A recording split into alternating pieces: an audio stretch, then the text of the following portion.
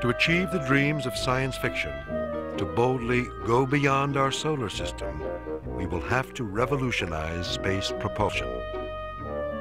In a few isolated labs around the world, scientists are struggling to invent the future.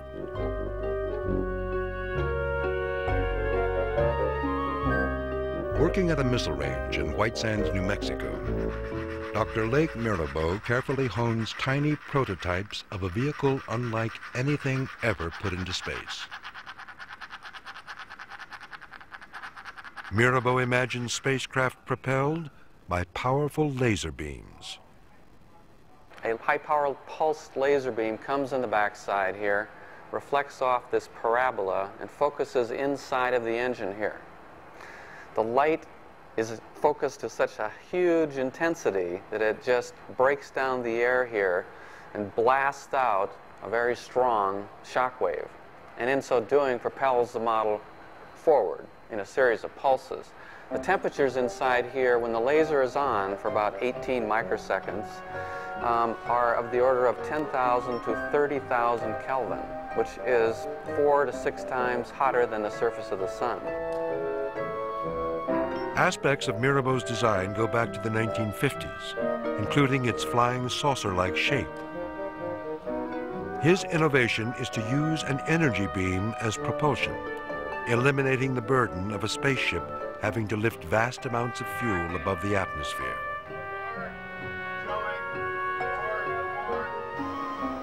Mirabeau is using a laser developed by the now-defunct Strategic Defense Initiative, known in the 1980s as the Star Wars program.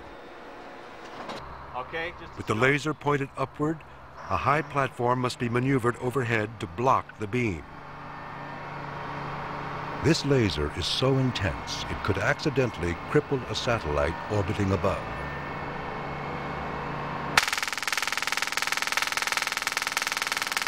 Copy 5.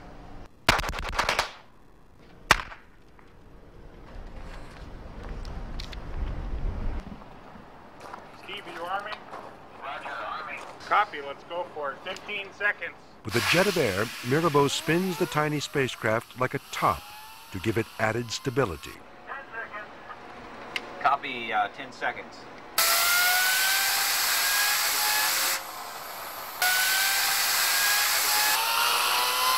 5, 4, 3, 2, 1, fire! The laser beam is made up of infrared light.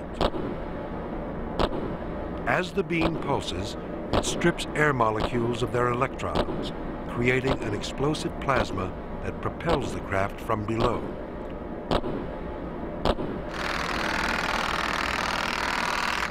That's it. Oh, How about that? nice catch. What do you figure, 40 feet? Yeah, that was about 40 feet. 40 feet. Maybe 45. Ready to go again?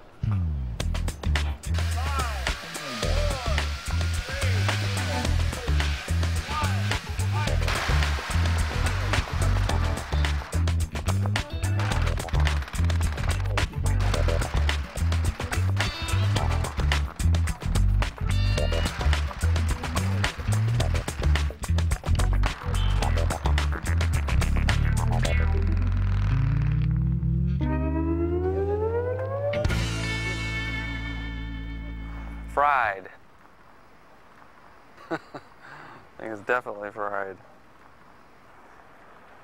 I'm ready to shoot. In the space business, a rocket's efficiency is measured by the number of seconds a pound of fuel will provide a pound of thrust.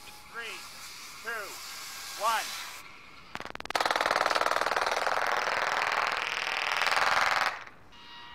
The higher the number of seconds, the less energy it takes to propel the craft, and the more efficient it is.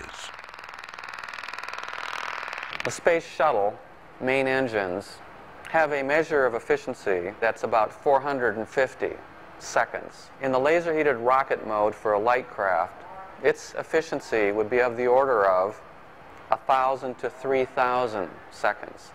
So we have a factor of 2 to 6 better fuel efficiency than the shuttle.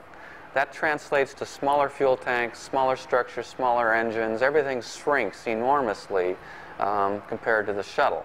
which is, say, 90% propellant at liftoff. A modified version of Mirabeau's light craft, now being studied by NASA, would get off the ground using helium and a type of low-thrust rocket engine. It would trade lasers for less intense microwave energy, generated by a satellite that collects power from the sun.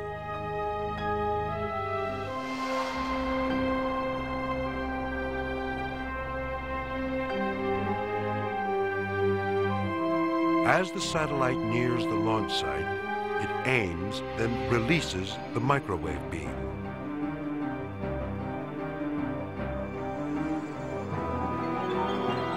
The light craft diverts a portion to its perimeter for propulsion and uses the rest to create an air spike, a shock wave that literally melts away air resistance. To fuel the rest of its journey, the light craft would use superheated gas, accelerated by powerful electrical and magnetic fields. Hurtling above the atmosphere, the light craft would go into orbit or travel to the moon and beyond. The vision I have for the future of beamed energy propulsion is to create a technology that could replace airlines, replace spacecraft. Imagine a global aerospace transportation system that runs on solar energy, generated in space and beamed to the vehicle in flight.